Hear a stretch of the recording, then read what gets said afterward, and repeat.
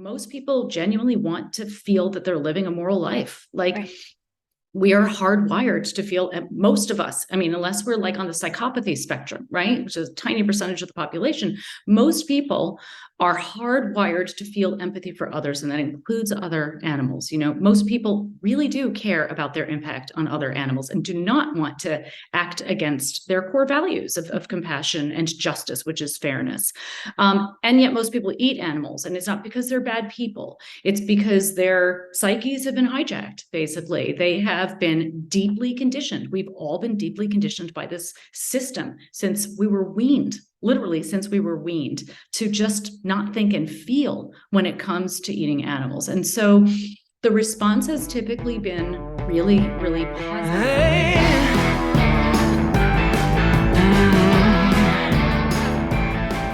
Hello, Melanie. It's so great to have you on the show with me. Hi, Ella. It's a pleasure to be here. I know you live in Berlin, and I visited Berlin a few years ago and spent a couple months there. I just love it. How did you end up in Berlin? Well, I mean, a lot of Americans who end up in Berlin either come here because of military service or a job, or they fall in love with the German. And I was the third. I fell in love with the German. So, yeah. And he also runs an international NGO that is focused on pro-vegan, animal advocacy work. And so I came over here to be with him, and then we ended up getting married. So here I stay. Amazing. Well, funny enough, and I did not expect to be sharing this, but I've tried recently some vegan apps for dating.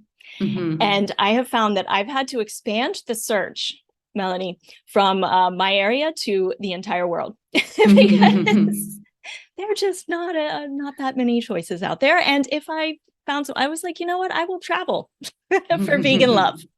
So I can totally understand that. I am so excited to have you on. I've been looking forward to this since the day you booked with us. And, one of the things that I think our audience, who are both vegans and people that are vegan curious, I would say, one thing that we all have in common is that we all want to be healthy. And this podcast really was founded on the principles of let's give people information and tools that they can use to become the healthiest versions of themselves, right? And one of the pieces of that, to me at least, is having healthy relationships and being able to have intimacy with other human beings, which for me, I think has been really challenging my whole life, in part because I've seen the world since I was 7 from a very different lens than most people. I connected those dots with the food on my plate, with the animal that it was, from a very early age. And I think now that more and more people are kind of going in that direction, that piece of how do I live in this world? How do I communicate with those that don't see the world the same as me, can be a real barrier. Do you, and this is something that you've done a lot of research and a lot of work in. What's your definition of holistic health, and how do relationships fit into that? Well, I would say, why don't I start with the second part of that question about how relationships fit into health in general? I think when you're talking about holistic health, you're talking about health that takes into account, not just the physical health, but also psychological health, right? And emotional health. So, there's been a lot of research done on, on relationships and on well-being in general. And, study after study has shown that people who have connected, fulfilling relationships, like healthy relationships, and we can define what that actually looks like if you want later, but connected, fulfilling, healthy relationships. And this isn't just an intimate relationship with an intimate partner, it's relationships in general in their lives. They fare better in pretty much every aspect of life. They live longer, they're at reduced risk of various physical diseases, they're at reduced risk of psychological problems, depression and anxiety. They also tend to be more likely to have success in, whatever they set out to do. So, relationships, healthy relationships, are really fundamental to wellness. And I say that with the understanding that a lot of listeners might be thinking, oh my God, now I don't have relationships like that. Now I have one more thing in my life that I feel bad about and I'm worried about. And I want to just, reassure listeners who might be thinking that that's really okay. First of all, your primary relationship is with yourself, and you can always build that relationship into something that really does help you build up resilience and immunity in various ways, and we can talk about that. And sometimes simply, knowing this for people who haven't developed those relationships in their lives, sometimes, just knowing the importance of that, and knowing also that building what I call relational literacy, which is the understanding of and ability to practice healthy ways of relating. It's not rocket science. It's something anybody who's interested in can actually learn how to do fairly easily. I mean, it takes some commitment, but fairly easily. I have a book called Getting Relationships Right. It's a one-stop guide, really practical guide to building relational literacy. So, we unfortunately, we do live in a world where there's a lot of disconnection and, a lot of loneliness, and it's challenging for people. Well, let's put a pin in this relationship talk, and I want to get back to this, but I do want you to, for those of you who don't know your story, kind of the why behind what you do, can you kind of take us back and share that story? Sure. So the work that I do it's actually fairly broad. It includes, looking at relationships, healthy relationships and communication. I talk about, our relationships with not only other humans, but also with non-human animals, also as social groups, people, as part of social systems. We could talk about that a little bit later. And this stemmed out of my work looking at the psychology of eating animals, which stemmed out of my own personal story, which started a very long time ago. And so I grew up like many people. I'm living in Berlin, but I'm American, and and I grew up like many Americans, many people in the world, with a dog who I loved like a family member, right? And I also grew up like most people eating animals, meat, eggs, and dairy. I was a person who certainly cared about animals like most people. I would never, ever, want to contribute to their suffering, especially when that suffering is like so intensive and so completely unnecessary. But over the course of a lot of my life, I just never thought about this. I never thought about how strange it was that I could be, petting my dog with one hand while I ate a pork chop with the other. Pork chop that had once been an animal who was at least as intelligent and sentient as my dog, if not more so, if not more intelligent than my dog. I didn't connect the dots between the meat, on my plate and the living being it once was. But all that changed in 1989 when I was 23 years old. I ate a hamburger. I was out at a restaurant actually, and I ate a hamburger. It turned out to be contaminated with Campylobacter, which is like basically the red meat version of salmonella. And I got really, really sick. I've never been sick like that ever before or ever again in my life. I wound up on intravenous antibiotics in the hospital.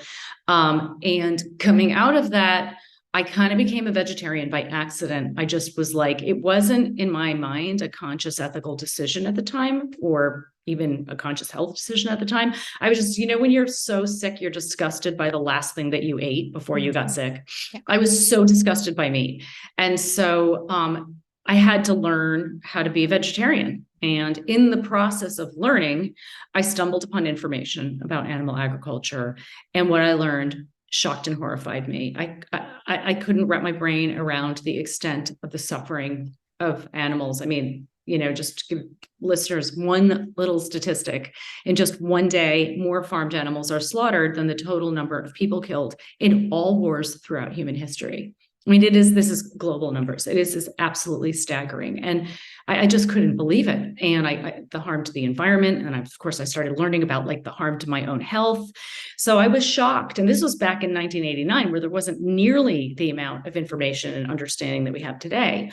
But what shocked me in some ways, even more than what I was learning, was that nobody I talked to about this information was willing to hear what I had to say. They would say things like, don't tell me that, you'll ruin my meal, or they'd call me a radical vegan. I became vegan after this, radical vegan hippie propagandist. And I'm talking about like my close friends and my family members who were all very like justice oriented people, pro human rights and compassionate people. They loved animals, and but this wall went up as soon as I opened my mouth, and I was like, oh my God, I suddenly felt like I've like woken up in the midst of a collective insanity here. Like I'm trying to raise awareness of what can only be called a global atrocity.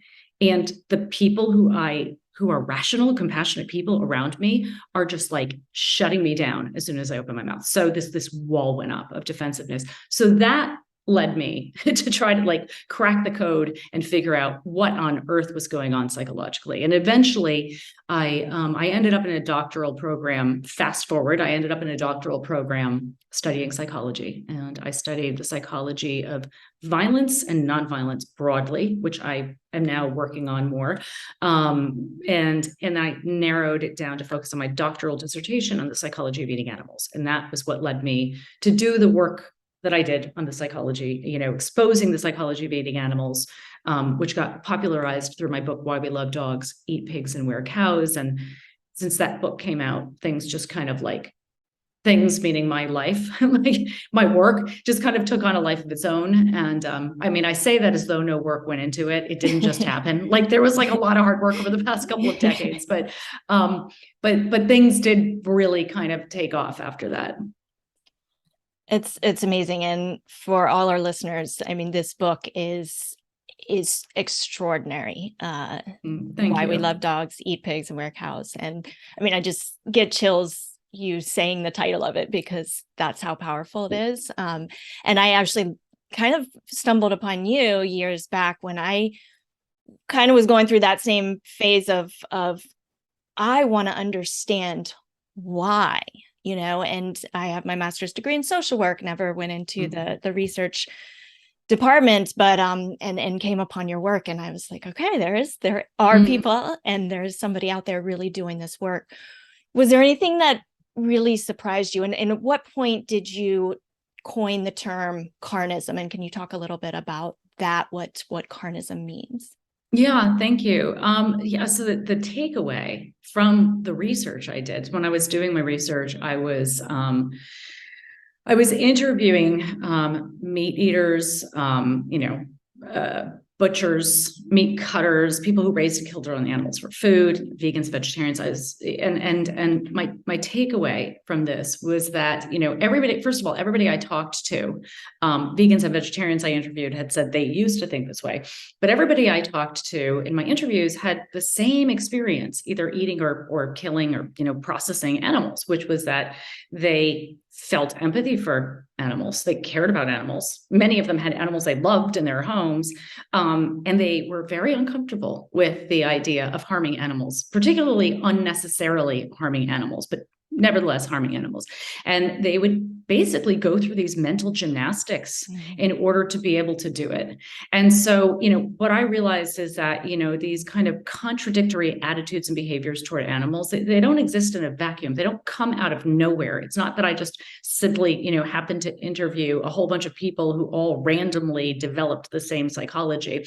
This psychology doesn't exist in a vacuum. So that led me to identify that there is, in fact, a belief system that we've been born into.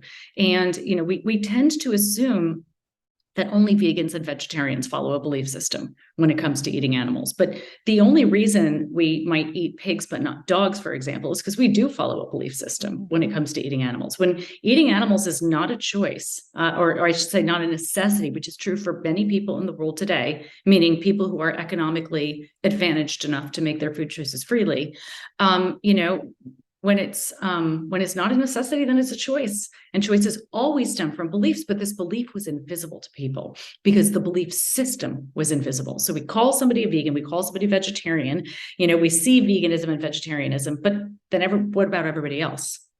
They're just like the normal people, just the way it's just the way things are eating animals.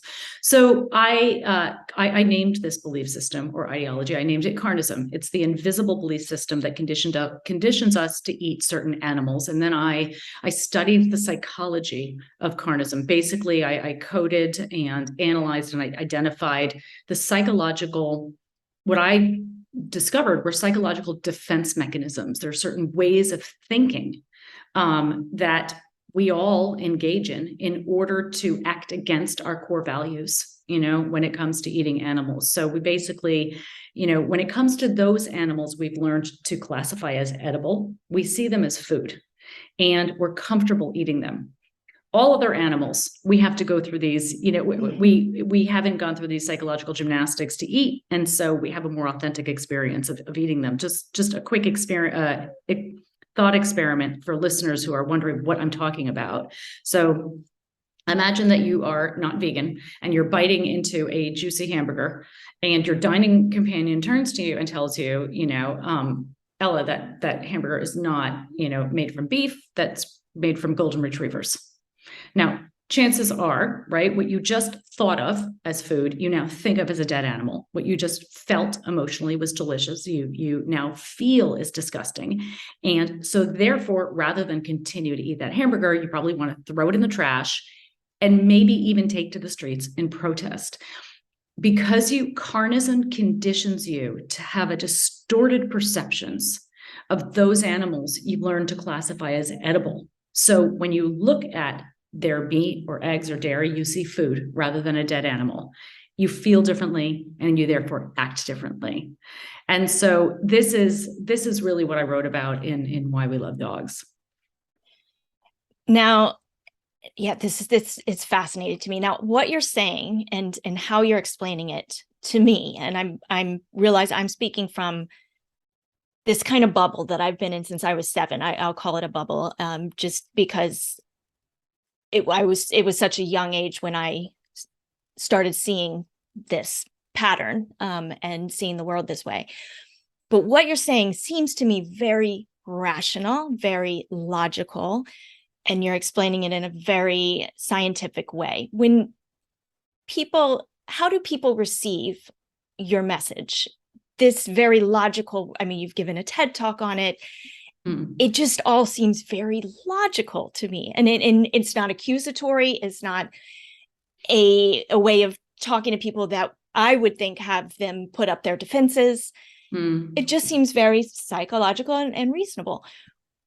How do people receive this message from you, the people, non-vegans in general? It's an interesting question that you ask. And in fact, the reason I wrote my book, Why We Love Dogs, Eat Pigs and Wear Cows, was because I wanted to write a book, not just about why people shouldn't eat animals. Like there were a lot of books out there already about that. We know that, the harm to animals, harm to the environment, harm to our bodies, right? I wanted to write a book about why we do eat animals in the first place. Because, studies have shown that when people become aware of their cognitive biases, it's these distorted perceptions, right? They're better able to disconnect from them or detach from them and be less influenced by them. And I really wanted, and my research has shown this, and we know this is true, most people genuinely want to feel that they're living a moral life. Right. We are hardwired to feel, most of us, unless we're on the psychopathy spectrum, right, which is a tiny percentage of the population, most people are hardwired to feel empathy for others, and that includes other animals. Most people really do care about their impact on other animals and do not want to act against their core values of compassion and justice, which is fairness. And yet most people eat animals, and it's not because they're bad people. It's because their psyches have been hijacked, basically. They have been deeply conditioned. We've all been deeply conditioned by this system since we were weaned. Literally, since we were weaned to just not think and feel when it comes to eating animals. And so the response has typically been really, really positive, because what I'm saying is I really wanted to help people step outside of this system so that they can make food choices that reflect what they authentically think and feel, rather than what they've been taught to think and feel. And I think that's really really important to do for people, because otherwise, it's very hard to sort of unblend from the system. It's like when you're born into a system like Carnism. Carnism is it's a dominant system. That means that it's so widespread that its tenets, its teachings are literally invisible. They're really woven through the structure of society. They shape norms and laws and beliefs, behaviors, and so on and so forth.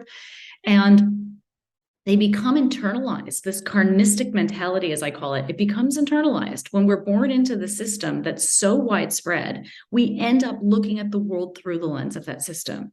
And most people have no idea how their psyches have been affected by Carnism and are grateful to hear about it. Now, that said, Carnism, because Carnism runs counter to core human values, it needs to use these psychological defense mechanisms to get people to act against their values without realizing what they're doing. And one of the things it does is it causes people to internalize these defenses and to feel extremely defensive. Whenever, it basically, Carnism conditions us to resist, defend against, and resist any information that would get us out of the carnistic box. So people are also conditioned to meet a vegan, for instance, and be like, oh my God, the wall goes up. Here you go, you preachy, moralistic, whatever, holier than thou activist. And then that's it. And the conversation shuts down. So people do have this sort of automatic defensive reaction. But when you can speak to the defenses and make those a little bit more visible, or even if you don't name the defenses, if you just understand them and can communicate about the issue in a way that doesn't raise defenses, it's much more likely to get an open response. Yes, that makes perfect sense. And that's a great segue into kind of flipping the switch and saying, okay, well, now somebody's had this paradigm shift, right? They understand their defenses came down. Maybe they came into it for the health reasons. But then again, their defenses are down because now they're not engaging in that behavior, and they can then open their minds and hearts and say, hey, well, look at here. Now I'm not harming animals, and that feels pretty damn good. And then there's a lot of times anger that comes along with that. Hey, why didn't I know this sooner? Why wasn't this information readily available? So what are the factors that go into maybe a lack of healthy communication between vegans and non-vegans? Oh, I wish we had 10 hours to talk about that one. So another really great question. So first of all, it is true that a lot of people become angry when they learn about, when they're ready to learn about what's happening. I mean, the information is out there, but a lot of people are just kind of not taking it in. Right. But when you make that connection and you open your eyes and you realize that we are living in the midst of what can only be called a global atrocity, it's very normal to start feeling moral outrage. And of course, Carnism is not the only global atrocity unfolding in our world today. There are plenty of them, but this is the case for whatever atrocity you happen to wake up to. Anger is it's a normal, legitimate response, emotional response to witnessing injustice. Our anger is a sign that our moral compass is working. And, anger can be a very pro-social, proactive emotion. It gives us the energy and motivation to take positive action on our own and others' behalf. The challenge is, though, that a lot of us haven't learned how to relate to our anger in a healthy way. We haven't built developed relational literacy, as I talked about earlier. And when you haven't developed relational literacy and you're not aware of the fact that there are different kinds of anger and different ways of relating to anger, it's very easy for your anger, instead of your anger to remain or to relate to your anger in a healthy way, which means to recognize your anger for what it is, which is a data point.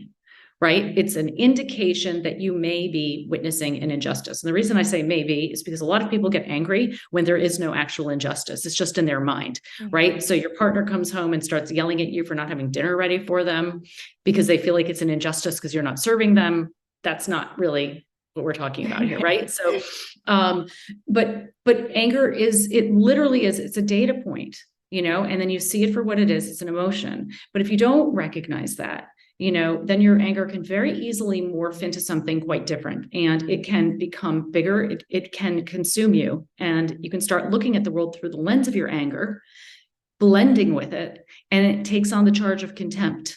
And, contempt is a feeling of being superior to others, basically morally superior to others. And that causes a lot of problems in relationships and beyond, and in communication. So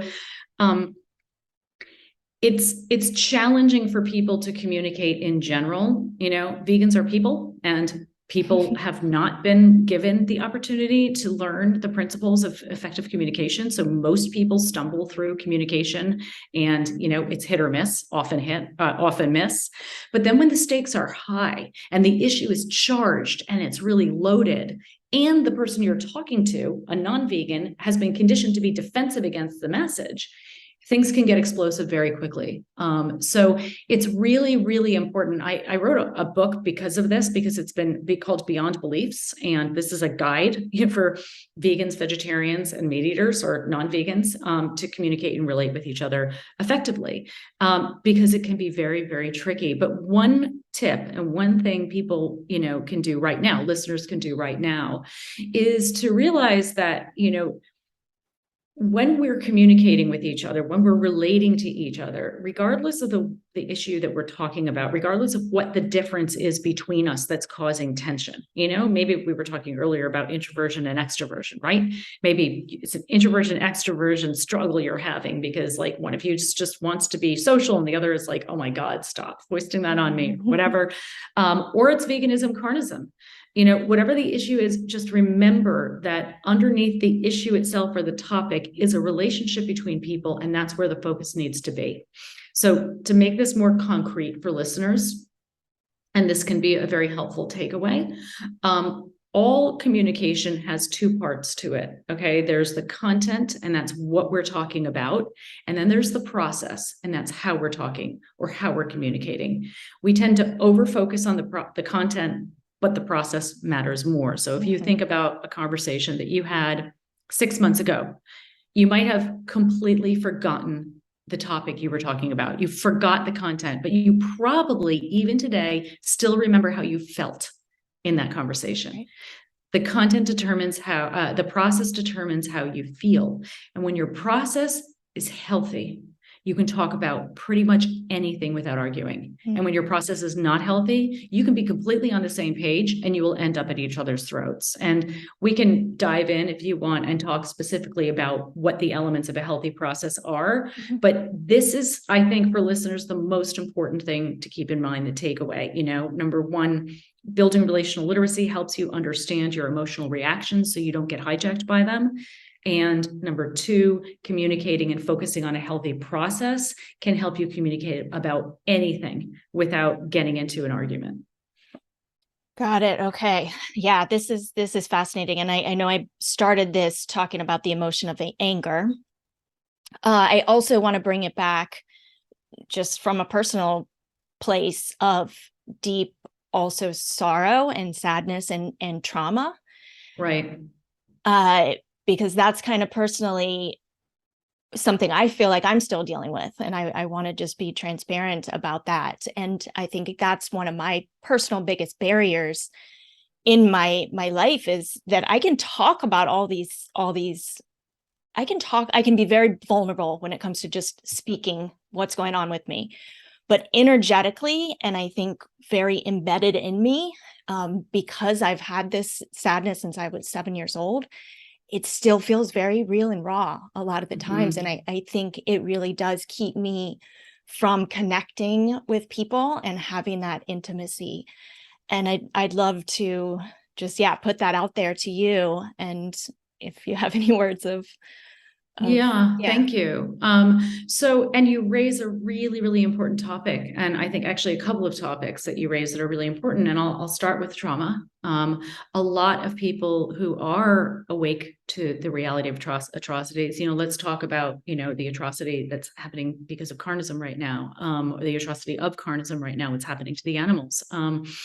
it is very easy to become traumatized from witnessing this, whether it's that you've witnessed, graphic violence of, animals being harmed, or, you just, when you have this paradigm shift, when you make that connection and when you step outside of carnism and you start to see clearly, you walk out the door and your life is fundamentally changed. You are not seeing the same things that other people are that you used to see. When you see a meat truck driving down the street, and that's truck body parts. You're seeing trucks carrying live animals off to slaughter, and you cannot do anything to stop it.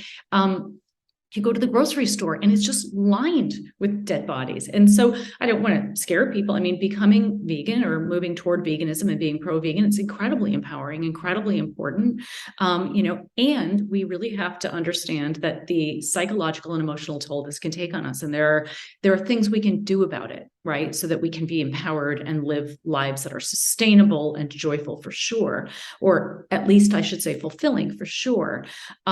And there are high rates of what's called secondary traumatic stress among vegans. And most people have probably heard of PTSD, post-traumatic stress disorder, and that affects, for example, combat veterans. Secondary traumatic stress, STS, sometimes called STSD, is exactly the same, except that it affects the witnesses to violence rather than the direct victims of violence.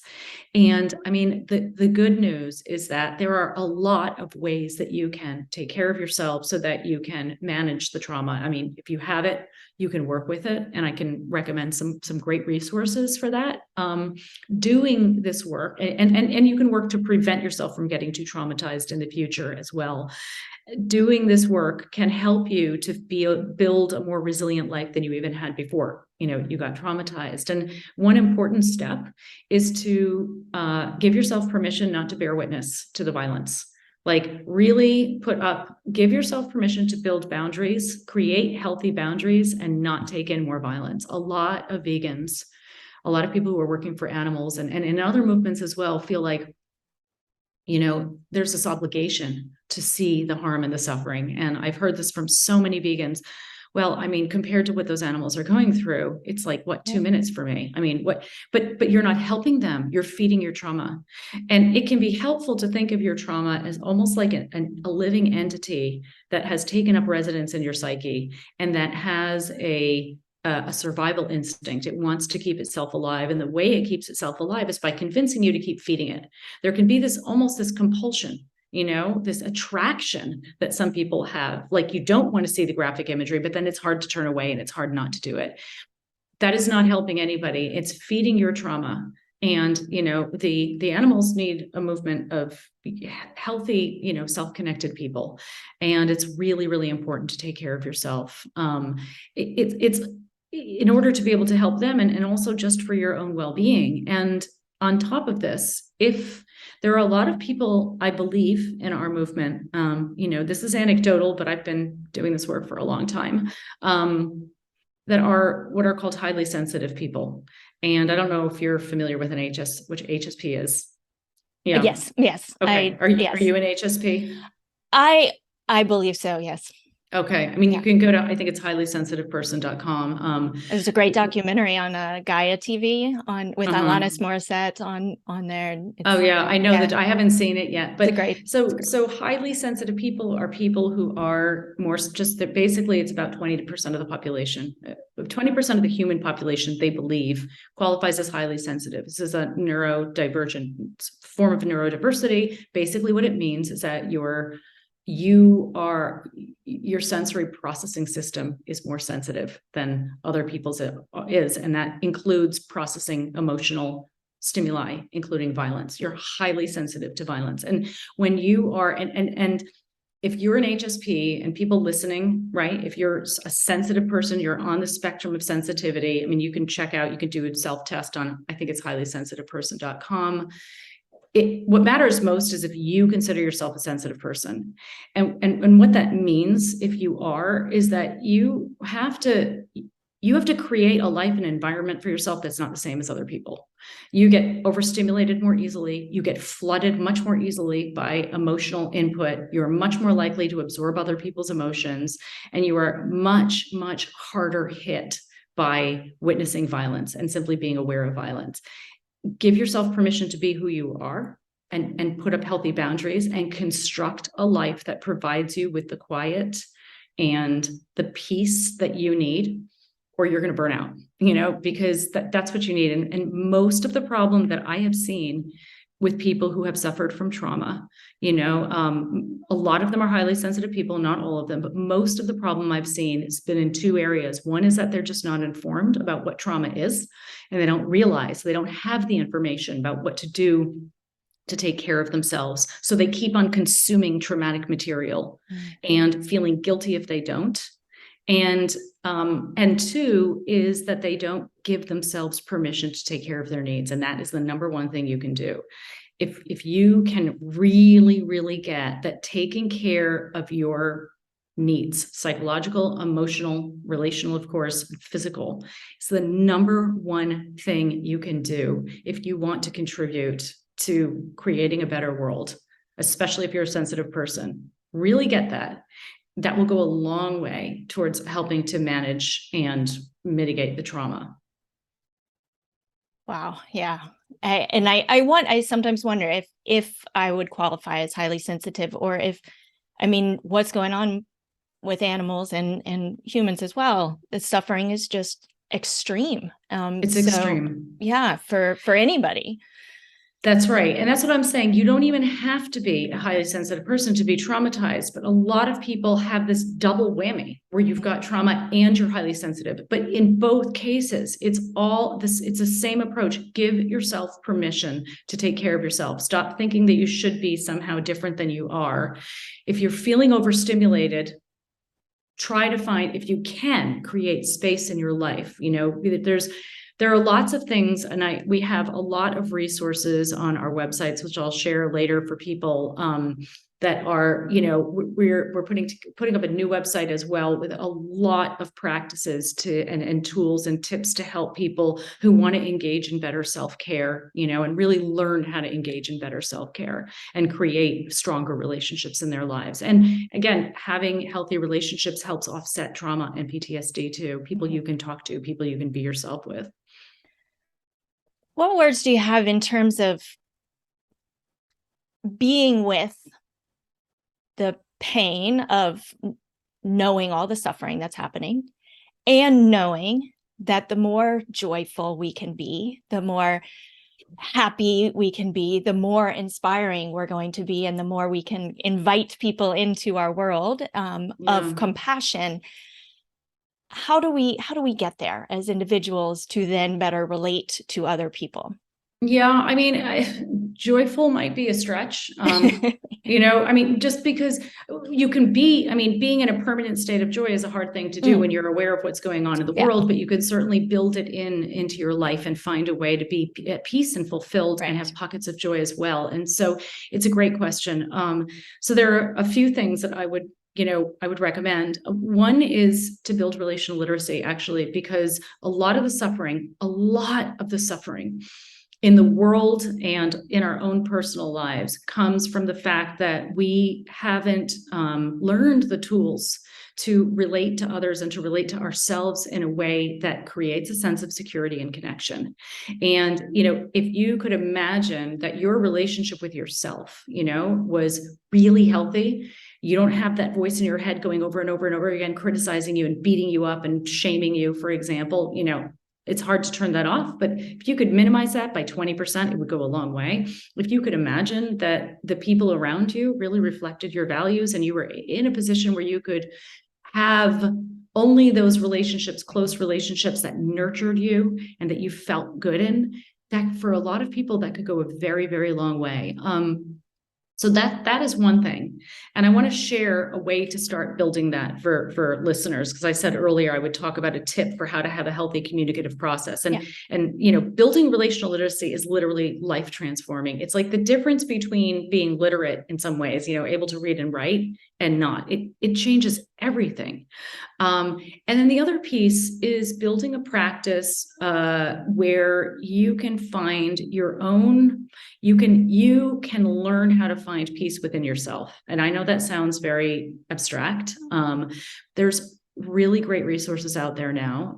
I have a meditation practice that's like really central to my well-being. And there's Sam Harris has an app, Waking Up. Are you familiar with that? Waking Yeah, Up. it's great. I mean, it's incredible. And his conversations, it's been life-changing for me too. And I really, really recommend that. And Sam Harris talks about, from a secular perspective, how to build consciousness and how to work on your own, what some people refer to as awakening, kind of like waking up so that you're not hijacked by the thoughts that are racing through your mind. So just really quickly, for people who want to start building relational literacy and learning how to have a healthy process, I want to talk about what I call the formula for healthy relating. Like every interaction, and that includes a communication, every relationship, right, that's healthy reflects this formula. And the formula is to practice integrity and honor dignity. When you are communicating with somebody, interacting with somebody, or yourself, practice integrity. And that means integrity is the integration of your core moral values of compassion and justice and your behaviors. Simplifying that, it's literally practicing respect. It's treating the other person or yourself how you would want to be treated if you were in their position. So practice integrity and you honor their dignity. And dignity is one sense of inherent worth, fundamental worth. When you honor someone's dignity, including your own, you don't see them, you don't think of them or treat them as any less worthy of being treated with respect or of occupying place on this planet than anybody else. When you practice integrity and honor dignity, that leads to a sense of greater connection and security. This changes everything. You can come back to this formula at any moment. This is the foundation for a healthy process in communication and any form of relating. And it exists on a spectrum, of course. It's not like, an interaction is either healthy or unhealthy. It's somewhere in the middle, right? So the more you can do this, the better. So the opposite is also true. When you violate integrity and harm dignity, this causes a sense of disconnection and insecurity. At any moment, you can come back to the formula in your life. And when you're having a conversation with somebody and you're starting to feel less than, that's an indication that your dignity is not being honored, that they're not practicing integrity towards you. Notice that. Pause and ask yourself, do I feel that this person is relating to me in a way that is respectful? Would I treat somebody who I love like they're treating me right now? And vice versa. You can ask yourself if you're doing this when you're treating yourself in a certain way or others in a certain way. Yes, brilliant. I think also, I'm curious what you think. One of the mantras I tell myself when I'm working on having compassion for the person I'm speaking with is everyone or this person is doing the best they can with the tools that they have. Absolutely. That helps me. And also one kind of practical tool, I'm curious what you'll think, is sometimes I'll start, especially in a one-on-one conversation, with the story I'm telling myself is. And then I go on to share about my perspective, meaning that everything I'm saying is my story. These are all stories, and it's a way to kind of communicate without encouraging somebody to be defensive. Do you like that one? I think it's incredibly important. And that is like a very important part of building relational literacy and also conscious development. These two things can go really hand in hand. The more relationally literate you become, the more you learn to separate your thoughts, from reality. Like for example, you come home at the end of the day and your partner has left like a mess in the sink, for instance, and, your story can be, oh my God, this person just doesn't care enough to clean up, pick up after themselves. They're selfish. And then your emotional reaction is going to be to get angry, because you experience this as an injustice, something that's unfair. And then your behavior is probably going to be to retaliate, or yell at them later or whatever. But if you can pause and say, wait, this is my story. Like maybe my partner was rushing to get out in the morning, like they overslept because they had a really rough night because they got really bad news yesterday. It's going to be a whole different experience. And we're always telling ourselves stories. And so absolutely, it's very, very important to do what you're doing. And just remember that like none of us, every single one of us is nothing more nor less than the hard wiring that we've come into this life with, that's us in every single experience we've had throughout our lives. And so expecting somebody to be different from who and how they are is like expecting a tree that's been rained on not to be wet. It's just not realistic. And it doesn't mean we don't hold people accountable. We can do that. We can point out problematic behaviors without harming their dignity. And the more you can do this, the more your relationships are going to transform, and the more you will transform. I mean, it's literally a game changer to learn how to relate in a way that is healthy and reflects a healthy process.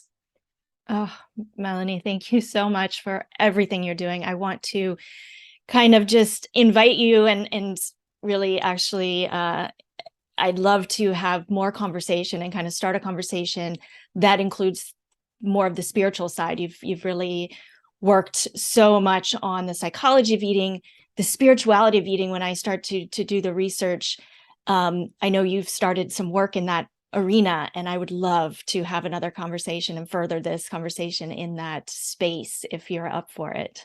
I would love to. Like I said, I'm a big fan of Sam Harris's work, and other people who are doing work around secular consciousness building and or development. And I think it would be fantastic to have another conversation. And you're wonderful, and thank you for everything you're doing. Your energy is just so inspiring, and you're so easy to talk to. And I love that you're putting this, message out into the world and helping people really create healthier lives for themselves and also for the planet.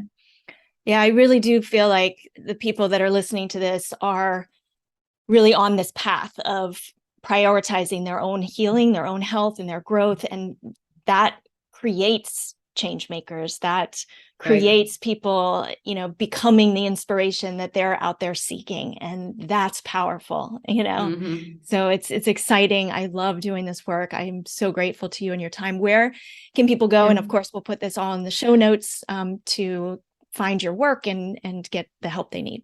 Yeah, they can come visit carnism.org. And you can link to another website for that, or you can go directly to veganadvocacy.org if you want to access. We have courses and webinars and books and lots of and short videos, materials for people who want to talk about eating animals or not eating animals, I should say, and and build relational literacy as well. So come visit us. We really see ourselves, my organization is Beyond Carnism, and we are very much a service organization. We're an organization that is in service to the people who are helping to create a better world. And it's an honor to be able to do that. So, come avail yourself of our resources, please.